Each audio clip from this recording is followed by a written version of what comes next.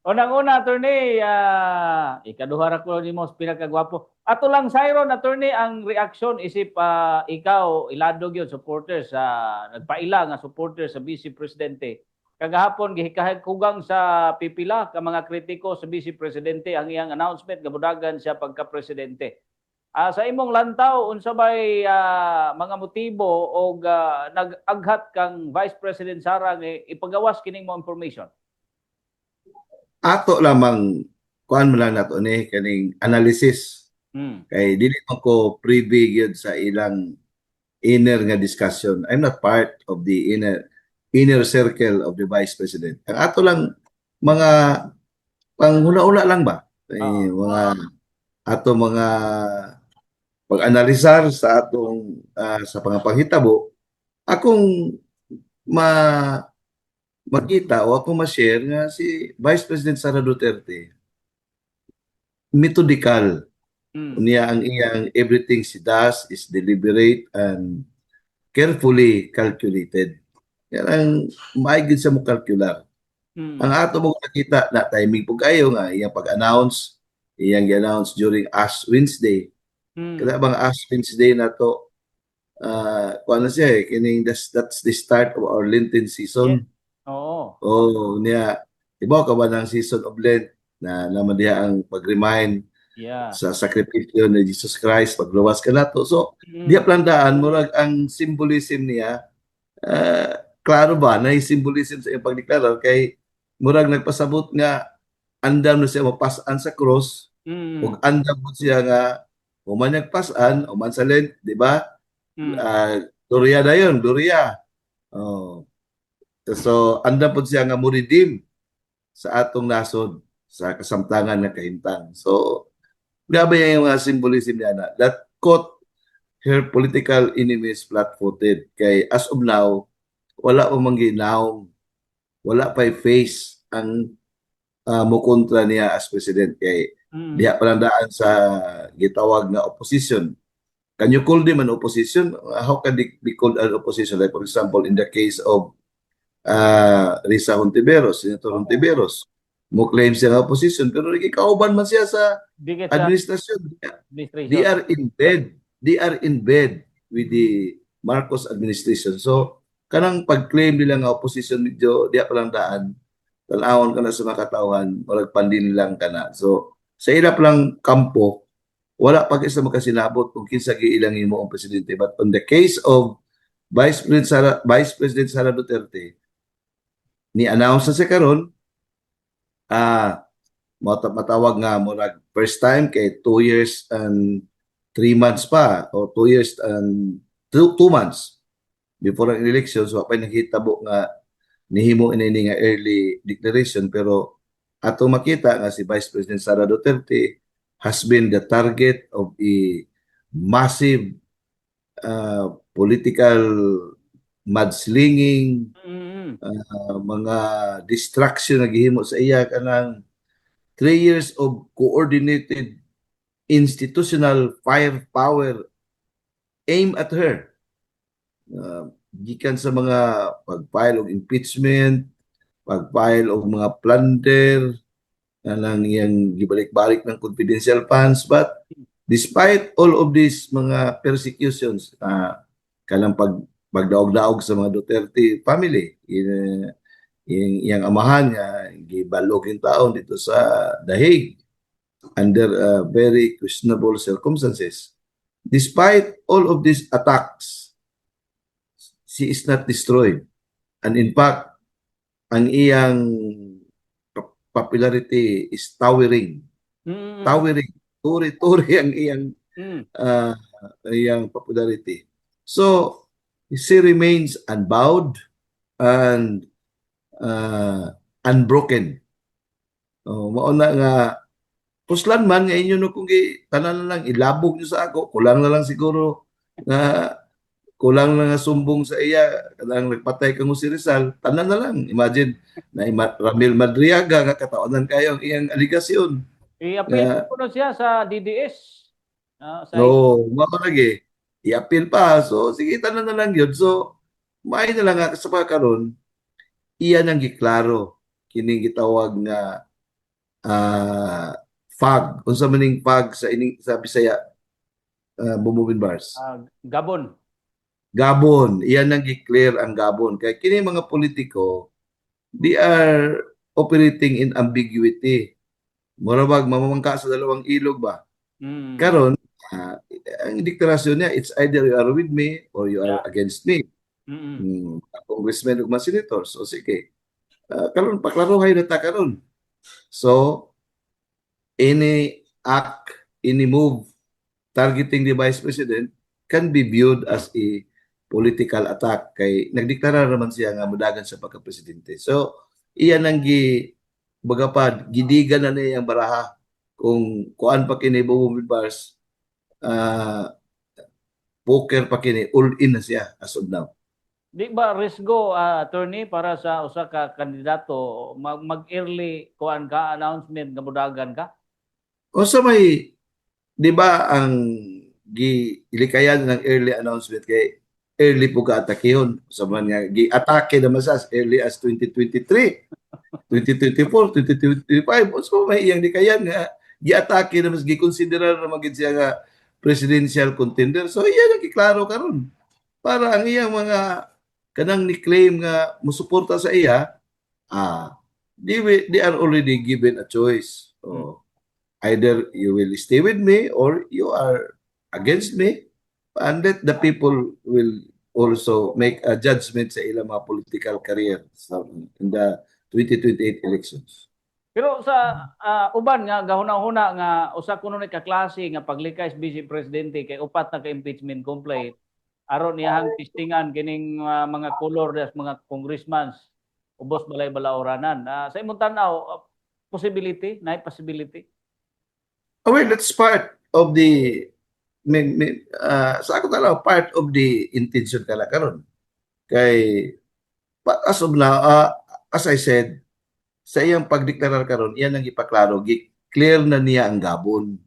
So kinsa may gipunta riyan ni ang kining iyang mga local officials, kining mga congressmen, mga senators nga who are also have their own respective political future to think about. So at umang may bawaan nga ang si Vice President Sara Duterte gihigugma man gid sa mga katawhan. So ang mga katawhan siguro mo silot siguro sa mga politiko nga mo batok ang Vice President Sara Duterte. Maunay notice karon nagihatag niya sa mga political actors like congressmen and senators. So posible ani mahadlok na pod sila mobatok sa Vice Presidente kay makaapekto ni sila pohon sa ilahang kandidatura.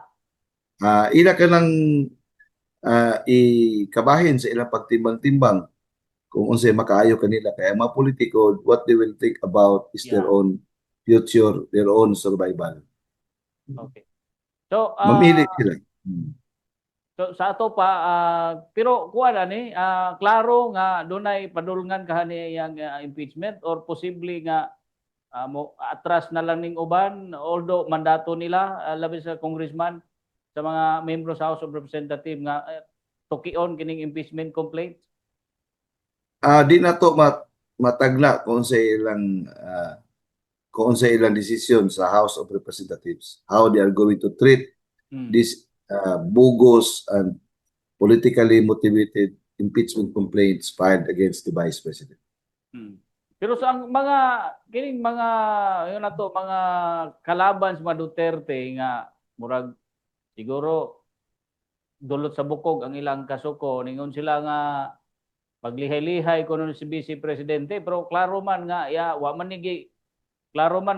niya gilikayan kay anda man siya ready man siya anytime sa unsa may mga sumbong. Sa imong tanaw haom ba ni nga mga ila po nang paglantaw Bumubin Bars atong respetuhan ang ilang paglantaw kay mao lagi ni karon political combat na so kanya-kanya na diskarte. So ila po na depende na karon kung kinsay dawaton sa katawhan. Kay ultimately ang muhimo mo gugukom ang katawhan man kay sovereignty resides in the people. Yes. And all government authorities emanate from the people. I see.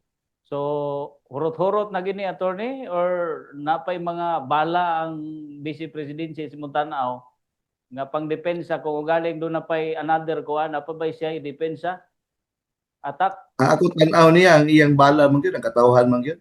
Hmm. Diha man gyud siya ni kuha og kusog sa mga katawhan. Kay Okay. tanawon gini mo bungod bars. Panahon ni Gijo Marbinay nga ni early siya declaration for the presidency in Ano yun? 2016. Oh, kay ang katawhan nituo sa mga aligasyon sa iya. Hmm. Karon imbis nga malunod si BP Sara, papagay siya mo deklarar, ni continue may noon nga gisaligan sa Ah, katawhan. So, ang mga katawhan magyud kantigo mo gyud sila mo timbang-timbang kung unsay tinuod o unsay mga bakak o mga himo-himo lang ang mga aligasyon.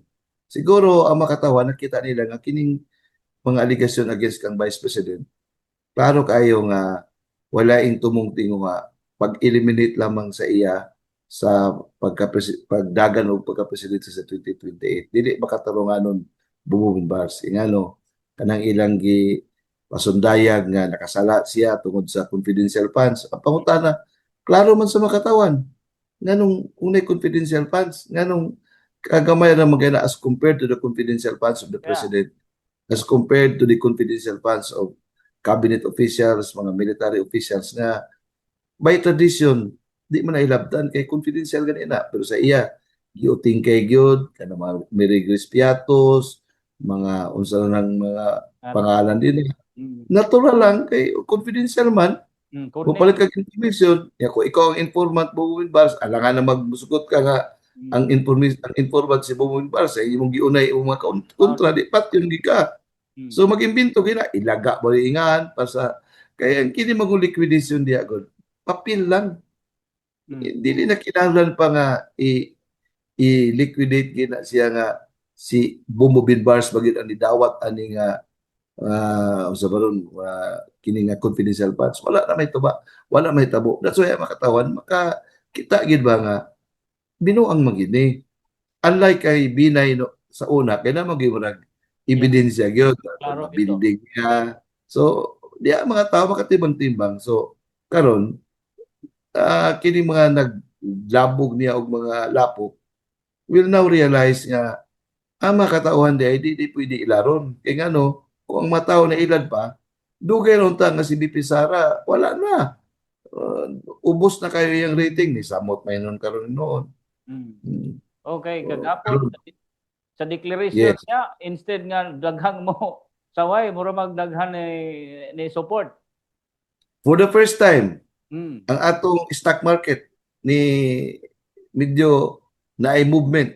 Oo. Kaya for the past several months, down ang itong stock market. Pero pag-announce niya, itong stock market medyo adunay kalihukan nga naka-create og positive impact. So diha makita nimo nga impactful kayo ang iyang declaration. I think the people are really aspiring and dreaming for a Sara presidency by 2028. In case attorney sumunta na no og mag-uban sila ni Amy Sara nabay mayong kuan Di ah okay ba na Bars kay I don't want to put my 5 cents worth of ideas labi na ng mga mga kombinasyon ila na. In fact, kana gani pag-announce si BP Sara wa may kalibutan na yung tao na. you know That's really part of their inner circle